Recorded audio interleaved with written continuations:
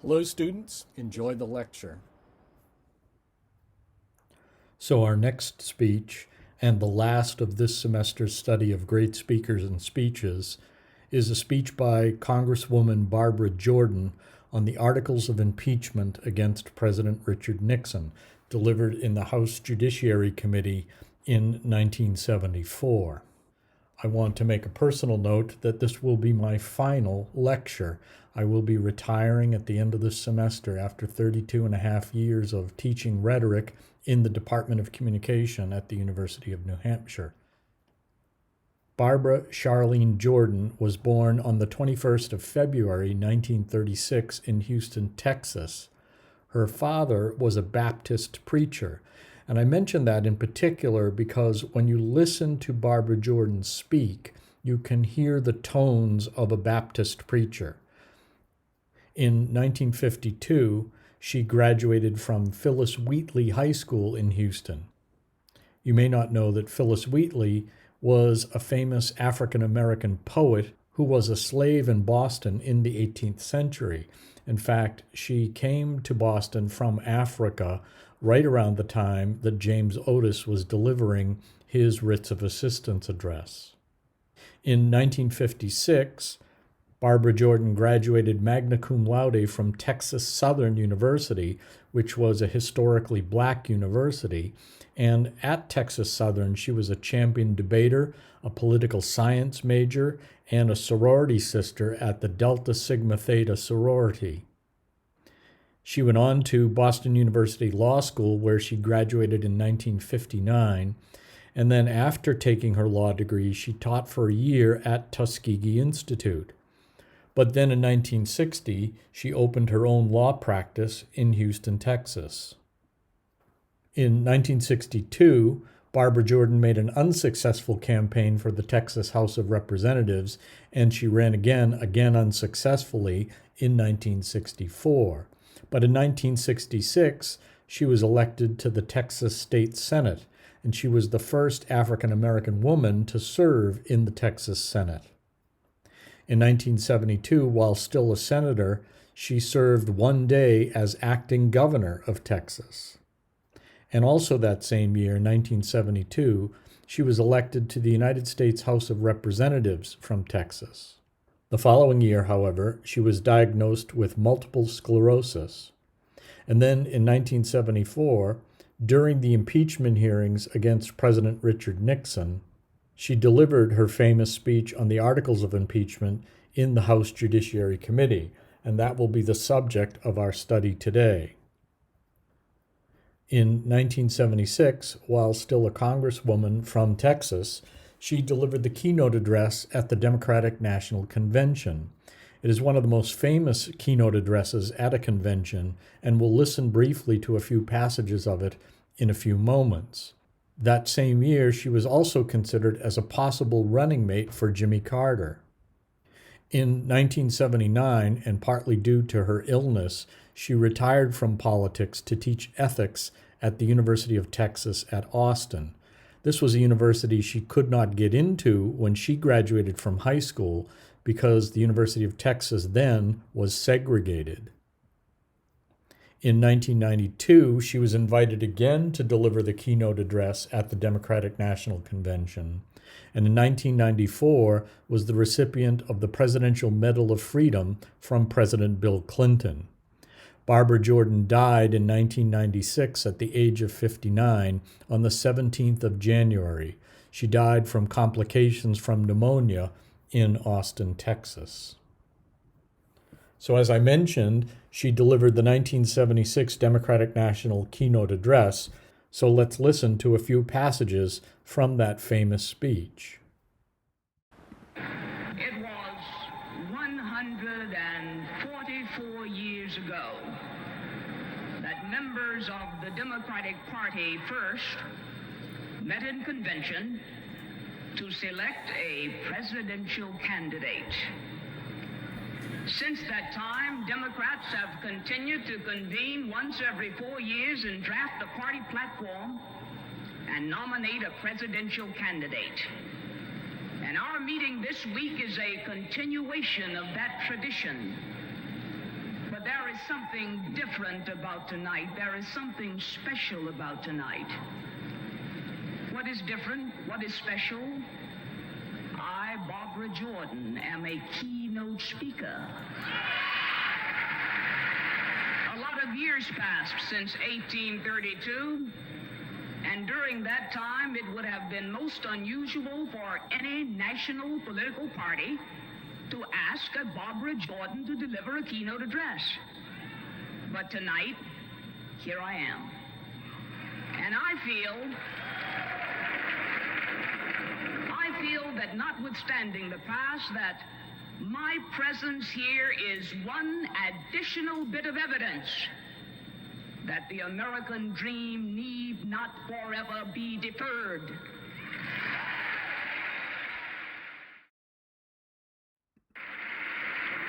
This, my friends, is the bedrock of our concept of governing. This is a part of the reason why Americans have turned to the Democratic Party. These are the foundations upon which a national community can be built. Let all understand that these guiding principles cannot be discarded for short-term political gains. They represent what this country is all about. They are indigenous to the American idea, and these are principles which are not negotiable. And now let's turn our attention to her address on the Articles of Impeachment in the House Judiciary Committee in 1974. And we can ask, what is the genre of this speech? What is the exigence, the audience, and the constraints? Now, the question before the House Judiciary Committee is whether or not to recommend the Articles of Impeachment against President Richard Nixon as a result of his activities connected to the Watergate scandal. That question and the setting in a Judiciary Committee makes this speech essentially a forensic oration. It is basically a legal argument, and you'll see as Jordan compares her understanding of the Constitution and indeed passages from the Constitution and from the Founding Fathers, as she compares those to actions that the president has taken to justify the Articles of Impeachment being considered against him. And what is the exigence here? Well, from the point of view of Barbara Jordan and many other Americans, the president had exceeded his powers under the Constitution, and he had engaged in a cover-up of illegal activities.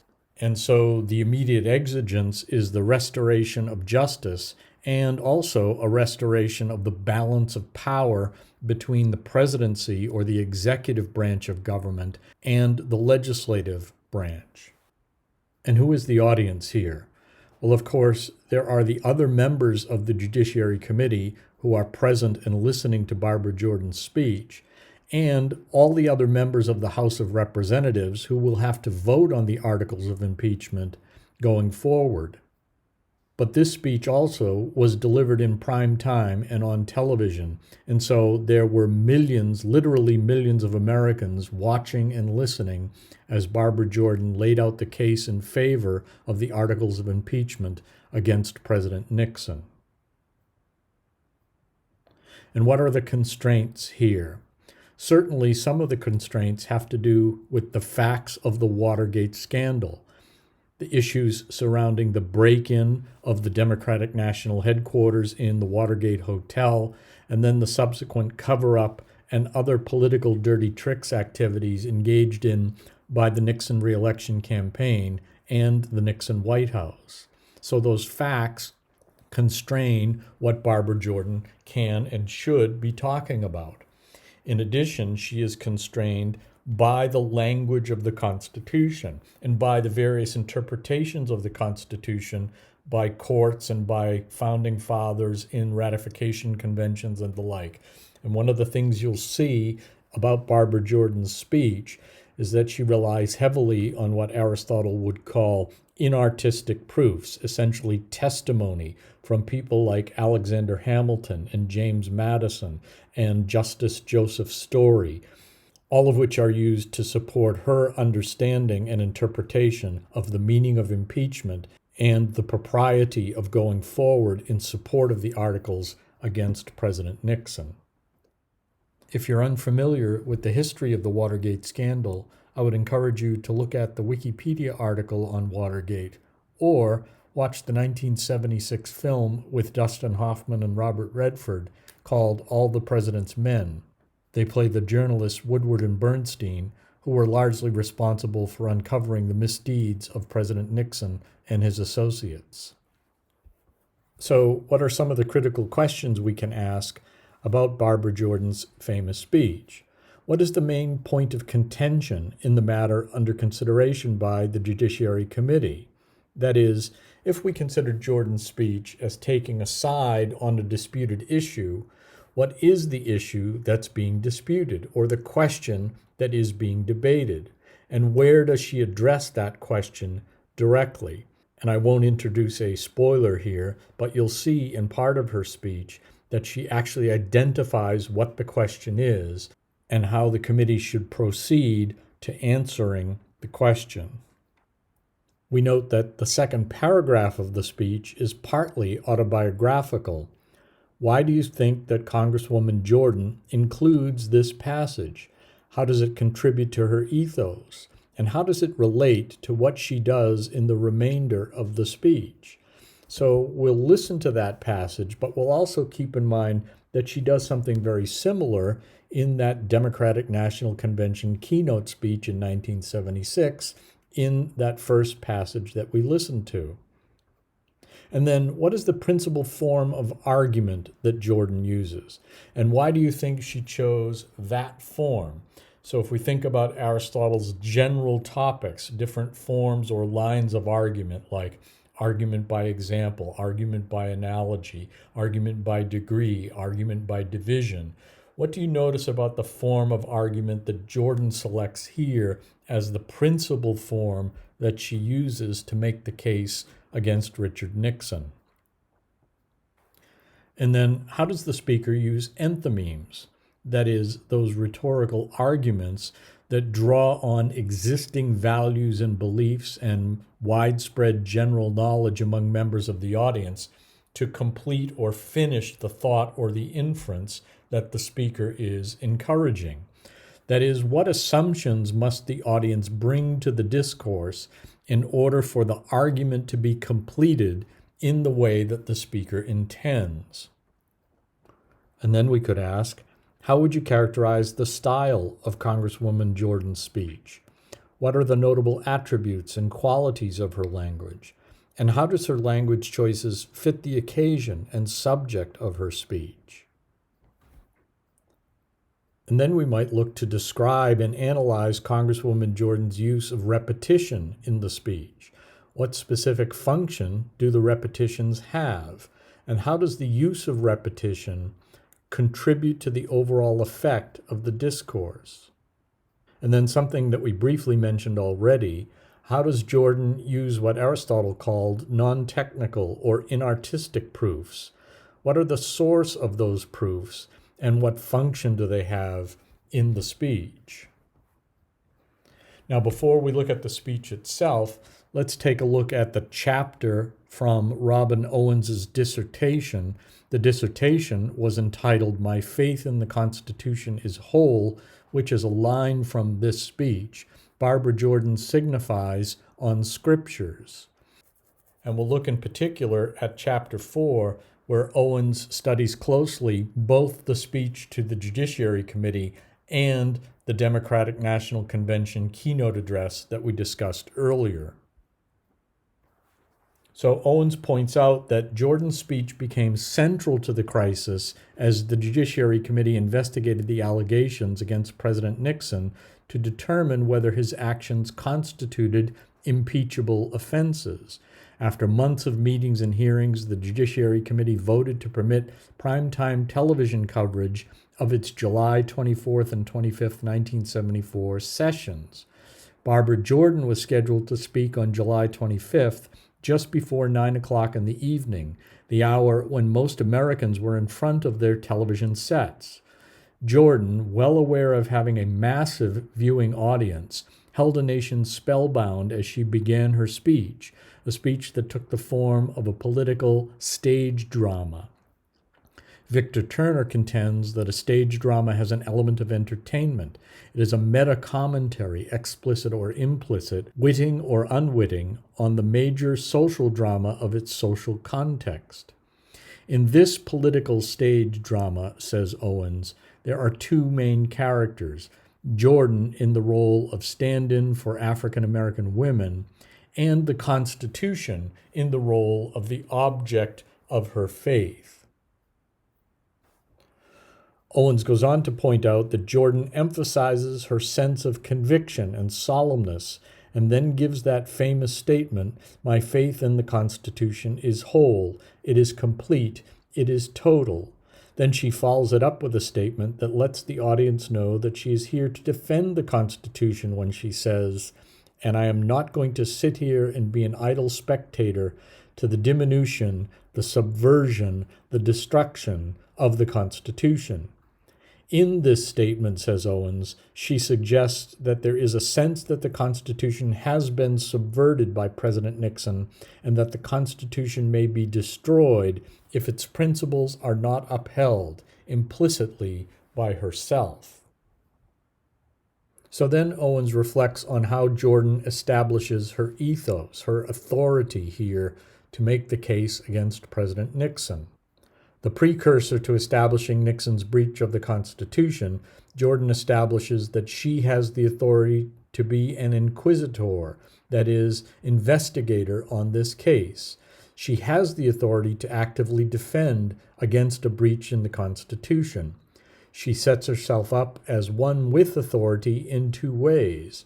She demonstrates her authority by giving constitutional evidence that she has authority to sit on the Judiciary Committee, whose task it is to represent the citizens of the United States. She says, "Who can properly be the inquisitors for the nation as the representatives of the nation themselves?"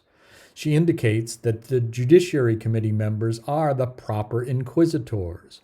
Then she goes on to say that the Judiciary Committee has the right, the constitutional right, to investigate when she says, "The subjects of its jurisdictions are those offenses which proceed from the misconduct of public men." Here she illustrates that the Judiciary Committee has the right to investigate misconduct of public men, namely in this case President Nixon. And she goes on to indicate that the Judiciary Committee's jurisdiction comes from an abuse or violation of some public trust. She is setting up the rhetorical case that there has been an abuse or violation of a public trust and constitutional breach. She says, "Today I am an inquisitor, and hyperbole would not be fictional and would not overstate the solemnness that I feel right now. My faith in the Constitution is whole, it is complete, it is total, and I am not going to sit here and be an idle spectator to the diminution, the subversion, the destruction of the Constitution." And then Owens begins to focus on the pattern of Jordan's analysis, the way in which Jordan constructs, the form that Jordan uses to construct the argument against President Nixon. Jordan focuses on the committee's presumed textual and political knowledge in that she uses pointed indirectness to communicate critical evidence of a constitutional violation. And here now we might point out what Owens is observing is what we asked before about enthymemes, because enthymemes rely on that presumed, in this case, textual and political knowledge in order for the other members of the committee, the members of the House, and even the people of the United States to complete the thought, to fill in the part of the argument that Jordan leaves implicit. After she establishes her constitutional faith, knowledge, and authority, she moves into a rhetorical pattern through which she uses the language of the Constitution in a way that illustrates a magnified perspective of Nixon's constitutional breach. And then she goes on in several different sections to analyze that pattern. And one of them she calls citational cycle A. In the citational cycle A, Jordan cites the Virginia Ratification Convention to imply that the president engaged in illegal financial transactions related to the 1972 presidential campaign. Then she crafts an image of the president having engaged in suspicious activity about which he may be impeached. Below is cycle A. And then, as Owens explains, again quoting from the Jordan speech, she's identifying what Aristotle would call the argument from definition. She looks for the elements or aspects of what is an impeachable offense, or what is the definition of impeachment. And to authorize that definition, she takes testimony from, in this case, a founding father like James Madison. And then she compares that definition, that authoritative definition, to something that President Nixon has done. And so Owens gives us an example of that here. She cites the impeachment criteria by using a direct quote from the Ratification Convention. Impeachment criteria, James Madison, from the Virginia Ratification Convention. If the president be connected in any suspicious manner with any person, and there be grounds to believe that he will shelter him, he may be impeached. Then she describes the president's actions. We have heard time and time again that the evidence reflects the payment to the defendants, money. The president had knowledge that these funds were being paid, and these funds were funds collected for the 1972 presidential campaign. We know that the president met with Mr. Henry Peterson 27 times to discuss matters related to Watergate. And so what Owens is recognizing is this pattern, this citational cycle, as she calls it, and Jordan signals this in the speech. You'll notice, and we'll play this portion when we get to it, you'll notice that Jordan says, and now I would like to juxtapose a few of the impeachment criteria with the actions taken by the president. And that sets up and prepares and previews that citational cycle of the use of the argument by definition. So now let's take a look at Barbara Jordan's speech on the Articles of Impeachment from 1974. Earlier today, we heard the beginning of the preamble to the Constitution of the United States. We the people. It's a very eloquent beginning. But when that document was completed on the 17th of September in 1787, I was not included in that we the people. I felt somehow for many years that George Washington and Alexander Hamilton just left me out by mistake. But through the process of amendment, interpretation, and court decision, I have finally been included in we the people. Today I am an inquisitor, and hyperbole would not be fictional and would not overstate the solemnness that I feel right now. My faith in the Constitution is whole, it is complete, it is total. And I am not going to sit here and be an idle spectator to the diminution, the subversion, the destruction of the Constitution.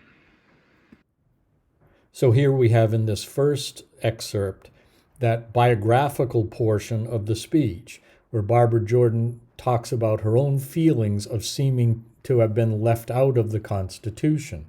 But then she affirms her faith in the Constitution. My faith in the Constitution is whole, it is complete, it is total.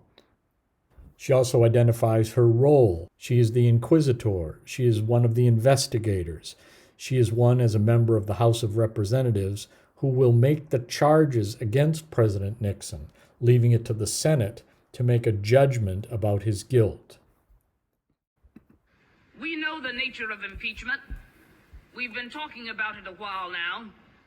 It is chiefly designed for the president and his high ministers to somehow be called into account. It is designed to bridle the executive if he engages in excesses. It is designed as a method of national inquest into the conduct of public men.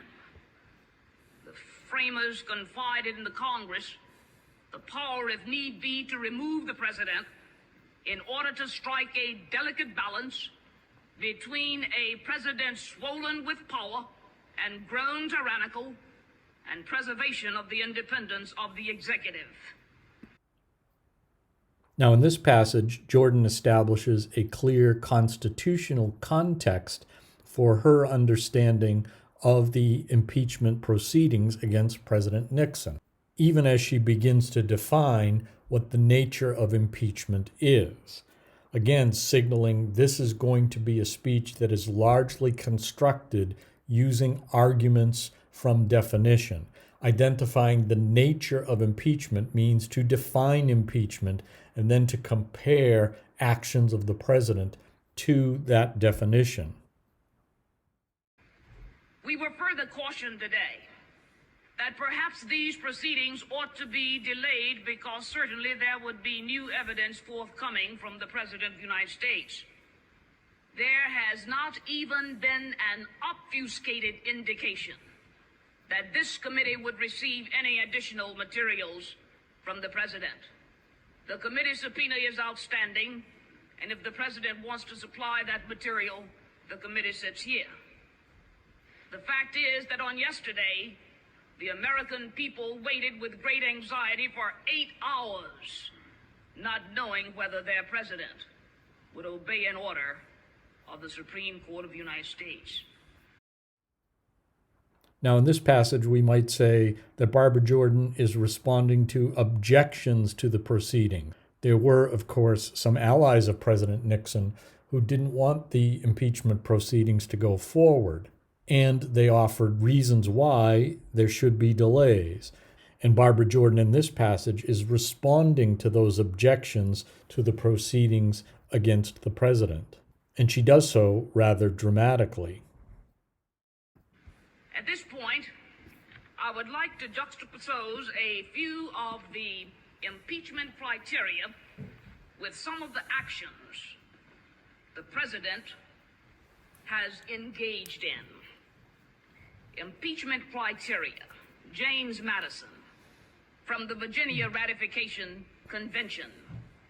If the president be connected in any suspicious manner with any person and there be grounds to believe that he will shelter him, he may be impeached. We have heard time and time again that the evidence reflects the payment to defendants, money.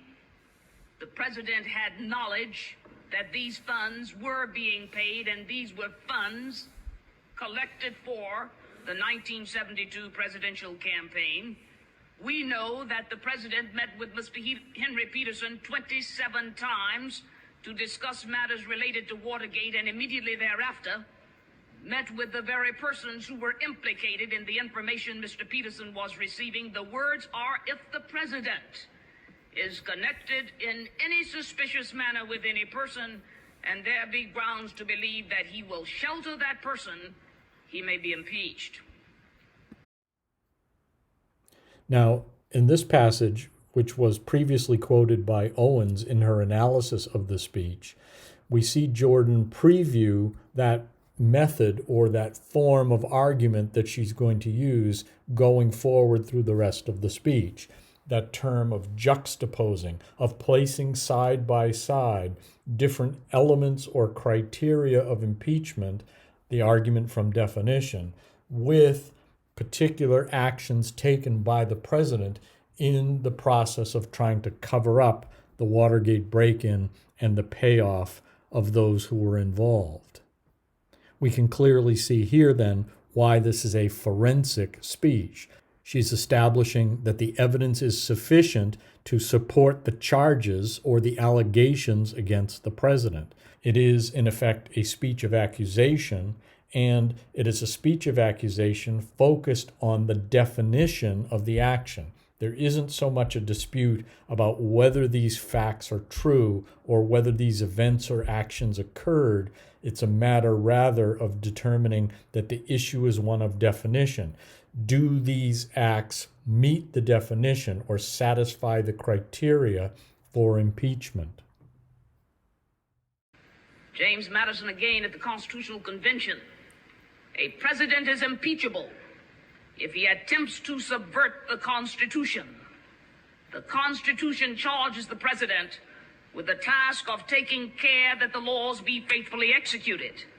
And yet, the president has counseled his aides to commit perjury, willfully disregard the secrecy of grand jury proceedings, conceal surreptitious entry, attempt to compromise a federal judge, while publicly displaying his cooperation with the processes of criminal justice. A president is impeachable if he attempts to subvert the Constitution. If the impeachment provision in the Constitution of the United States will not reach the offenses charged here, then perhaps that 18th century Constitution should be abandoned to a 20th century paper shredder. Has the president committed offenses and planned and directed and acquiesced in a course of conduct which the Constitution will not tolerate? That's the question. We know that. We know the question. We should now forthwith proceed to answer the question. It is reason and not passion which must guide our deliberations, guide our debate, and guide our decision. Now, in this closing passage, we see Jordan summarize the case and conclude that indeed the president's actions do meet the criteria for impeachment. In fact, she is so certain of the strength of the case that she suggests that if Nixon's actions do not meet the criteria for impeachment, essentially nothing would. And if anyone still believes that they don't meet those criteria, then Jordan suggests we should abandon the 18th century Constitution to a 20th century paper shredder. But then notice at the end, she identifies the key question, the question that remains before the House Judiciary Committee, before the full House of Representatives, before indeed all of the people of the United States. And she doesn't answer the question directly herself. Using a rhetorical question, another form of an enthymeme, she leaves it up to the people themselves to answer the question. Has the president committed offenses and planned and directed and acquiesced in a course of conduct which the Constitution will not tolerate? Now, she's already said she believes that he did, right? But she reaffirms here, that's the question. We know that. We know the question. We should now forthwith proceed to answer the question. It is reason and not passion which must guide our deliberations, guide our debate, and guide our decision. Now, we know that Jordan has already made up her mind. She's convinced, but it's not just up to her to make that decision or judgment. It is for the full Judiciary Committee, the full House, and indeed all of the American people to answer the question on their own. But she has presented the strong case to show that the actions of President Nixon do indeed meet the criteria for impeachment under the Constitution. Now, shortly after Barbara Jordan's speech, the House Judiciary Committee voted 27-11 to pass the resolutions, that is, the Articles of Impeachment against President Nixon, and forward them to the full House. When the full House, a few days later, voted to print the resolutions, it became clear from that vote that there would be an impeachment of the president, that he could not win the vote in the House, that he would be impeached.